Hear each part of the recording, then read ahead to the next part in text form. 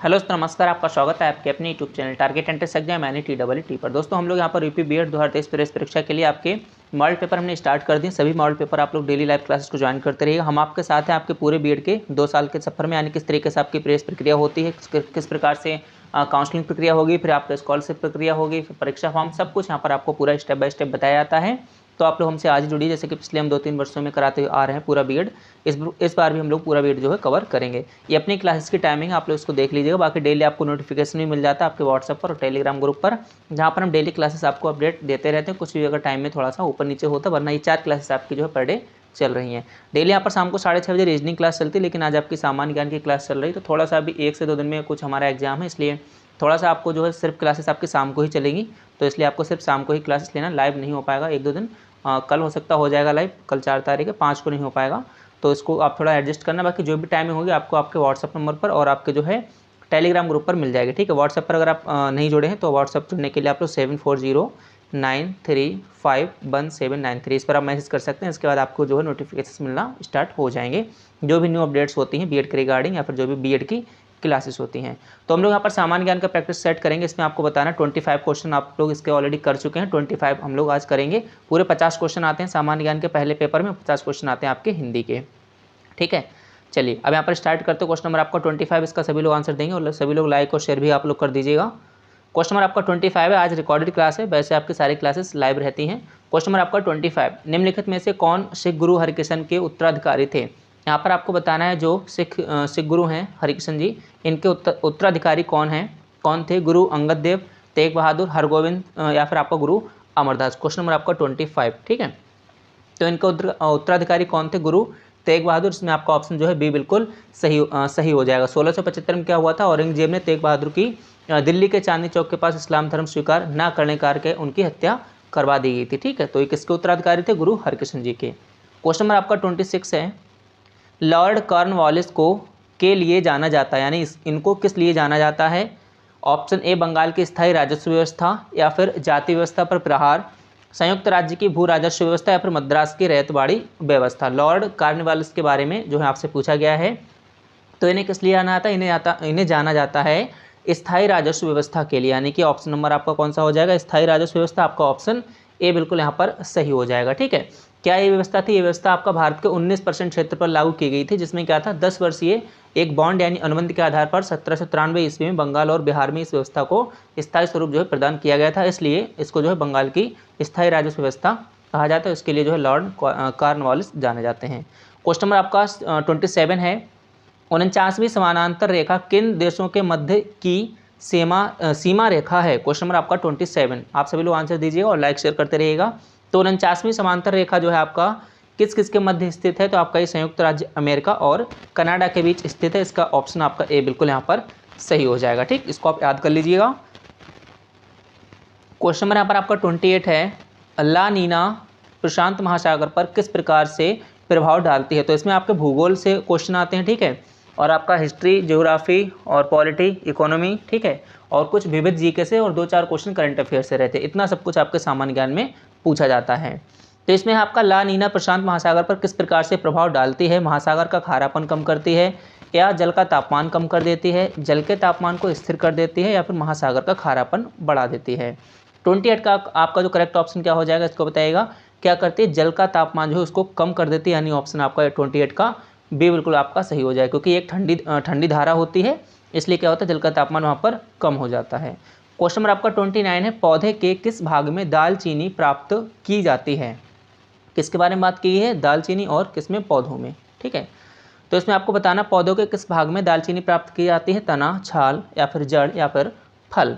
तो पौधों की छाल से जो है दालचीनी प्राप्त की जाती है। इसका ऑप्शन आपका बी बिल्कुल यहाँ पर सही हो जाएगा। ये एक प्रकार का जो छाल का आपने देखा हो मसाला होता है। ठीक है, इसका मेन कार्य क्या होता है, भोजन में जो है उसको जो है सुगंधित बनाना। ठीक, तो इसमें आपका ऑप्शन बी बिल्कुल सही हो जाएगा।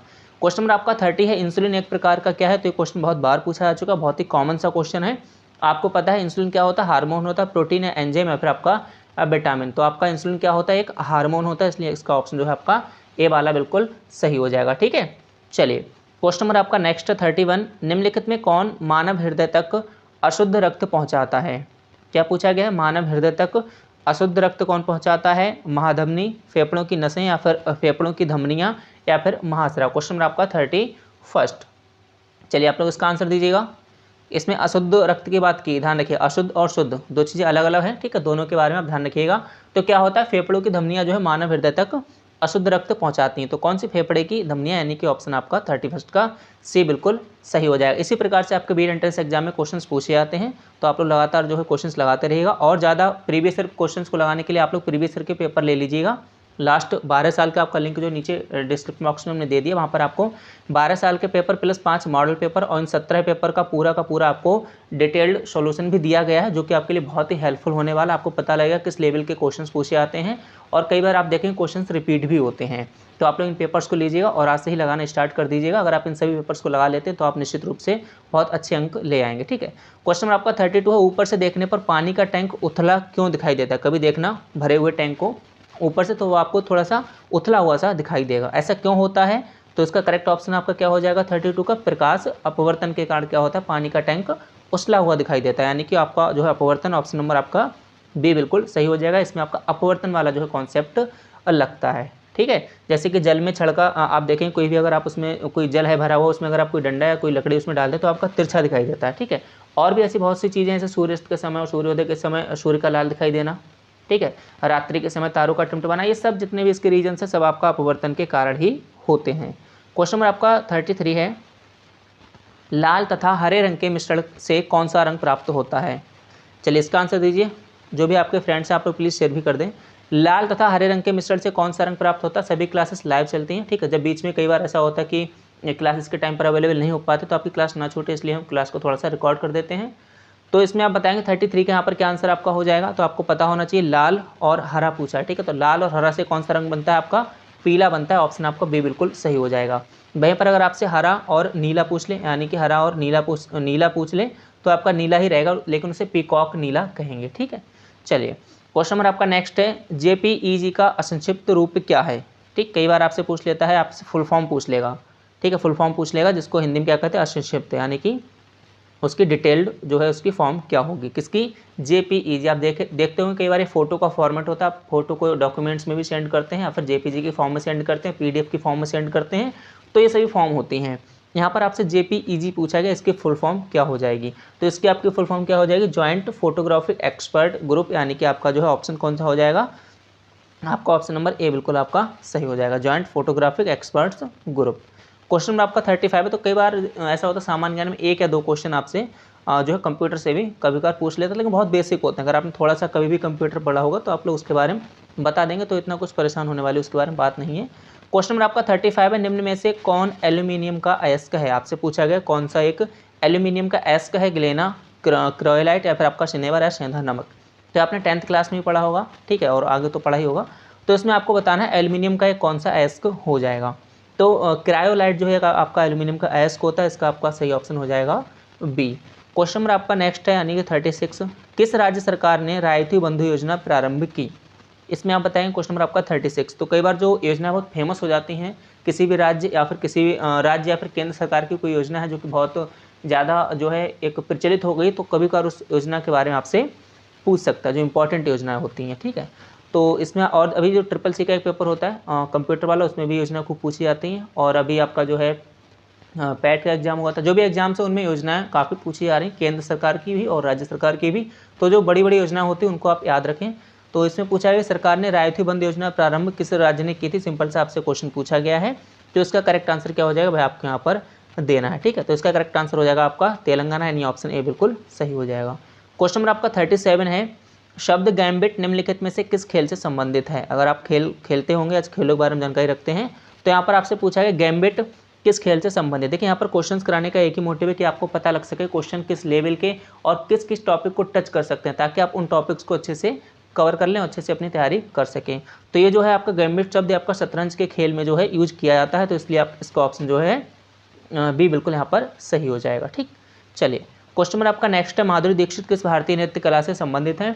तो कई बार आपसे जो है जो नृत्य कला होते हैं भारतीय, उनके बारे में आपसे पूछ लिया जाता है क्वेश्चन, तो उसके लिए भी आप तैयार रहिएगा। तो यहाँ पर माधुरी दीक्षित की बात की गई है, तो इसमें आपका कौन सा हो जाएगा? क्वेश्चन नंबर आपका 38 का आपको आंसर देना है। तो आपका कथक यानी ऑप्शन सी बिल्कुल सही हो जाएगा 38 का। क्वेश्चन नंबर आपका नेक्स्ट है यानी 39, माई स्टोरी किस प्रसिद्ध क्रिकेट खिलाड़ी की जीवनी है।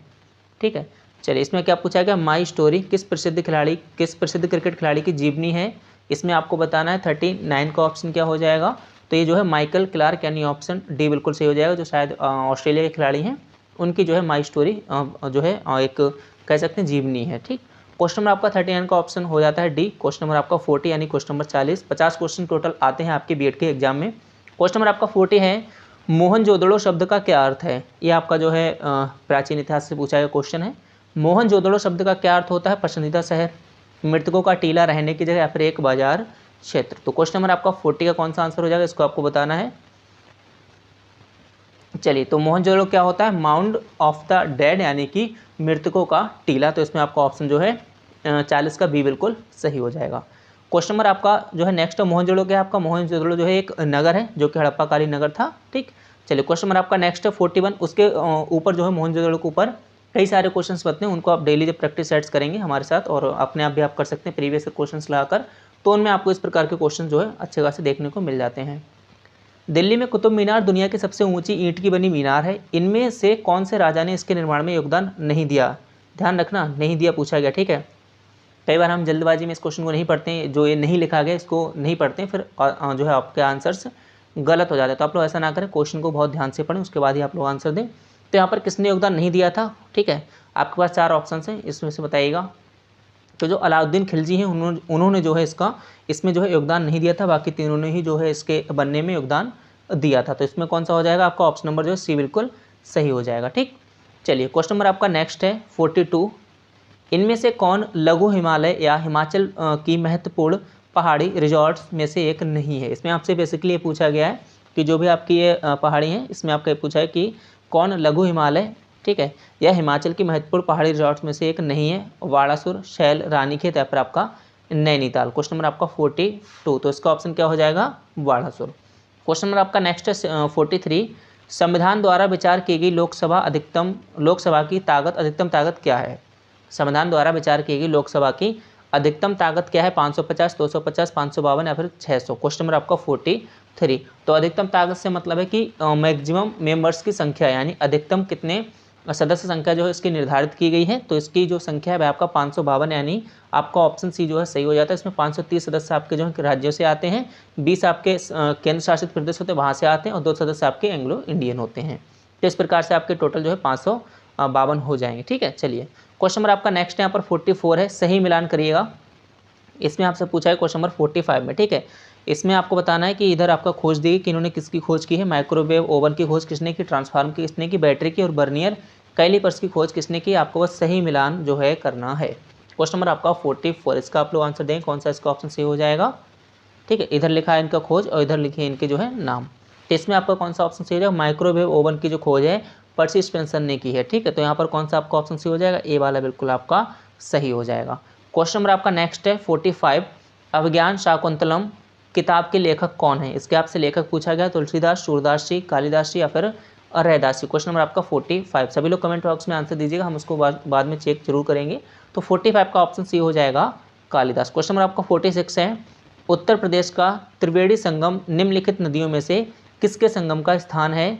ठीक है, इसमें से आपको बताना त्रिवेणी के बारे में पूछी गई कि त्रिवेणी में कौन कौन सी नदियाँ पार्टिसिपेट करती हैं। क्वेश्चन नंबर आपका 46, तो उत्तर प्रदेश का त्रिवेणी संगम किससे है, गंगा, यमुना एवं पौराणिक सरस्वती नदियों का जो है संगम है। तो गंगा, यमुना, सरस्वती, यानी ऑप्शन 46 का आपका जो है बी बिल्कुल यहाँ पर सही हो जाएगा। क्वेश्चन नंबर आपका नेक्स्ट है 47 है, निम्नलिखित में से कौन सा उत्तर प्रदेश का लोक नृत्य नहीं है। क्या पूछा गया, कौन सा लोक नृत्य नहीं है, रामलीला, रासलीला, अहिर नृत्य या फिर आपका गिद्धा नृत्य। क्वेश्चन नंबर आपका 47, इसका सभी लोग आंसर दीजिएगा, सिंपल सा क्वेश्चन है और सटीक सा इसका आंसर देंगे आप लोग। तो इसका आपका हो जाएगा गिद्धा नृत्य, जो कि आपका उत्तर प्रदेश का लोक नृत्य नहीं है, बाकी तीनों ही उत्तर प्रदेश के आपके लोक नृत्य हैं। क्वेश्चन नंबर आपका नेक्स्ट 48, उत्तर प्रदेश में ललित कला अकादमी नेशनल अकेडमी ऑफ आर्ट क्षेत्रीय केंद्र में स्थित है, ये कहाँ पर है, इसके बारे में आपसे पूछा गया। ठीक है, पहले भी इसके बारे में कई सारे क्वेश्चन बने हैं। नेशनल अकेडमी ऑफ आर्ट पूछा गया कहाँ का, इलाहाबाद, लखनऊ, अलीगढ़ या फिर कानपुर। क्वेश्चन नंबर 48, तो इसका करेक्ट ऑप्शन आपका क्या हो जाएगा, बी यानी लखनऊ। क्वेश्चन नंबर आपका नेक्स्ट है 49, छठ पूजा में किस भगवान की पूजा की जाती है जो उत्तर प्रदेश, झारखंड और बिहार का एक बहुत ही इंपॉर्टेंट या महत्वपूर्ण त्यौहार है। तो इसमें छठ पूजा पूछी गई है। तो इसमें किस भगवान की, किन भगवान की पूजा की जाती है, तो उसमें जो बताएगा पृथ्वी, आग, पेड़ या रवि। क्वेश्चन नंबर आपका 49।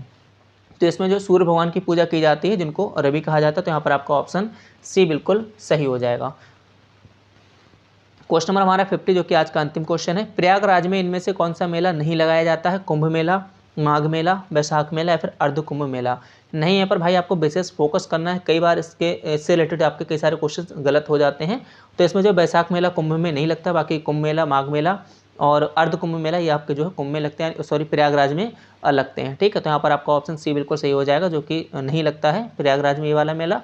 तो आप लोग डेली क्लासेस को ज्वाइन करते रहिएगा। कल की जो क्लासेस हैं उनका भी टाइम आपको पता लग जाएगा। कल भी क्लासेस आपकी सुबह वाली नहीं हो पाएंगी, लेकिन इवनिंग वाली जो है आपकी क्लासेस हो जाएंगी। ठीक है, 5 बजे और 6:30 बजे। तो आप लोग लाइव जुड़िएगा। बाकी जो भी अपडेट या कुछ भी होता है तो आपको नोटिफिकेशन मिल जाता है। तो आप लोग इसलिए हमारे साथ बने रहिएगा, अपना सपोर्ट बना रखिए। इसी के साथ आप सभी साथियों का बहुत बहुत धन्यवाद। जय हिंद, जय भारत।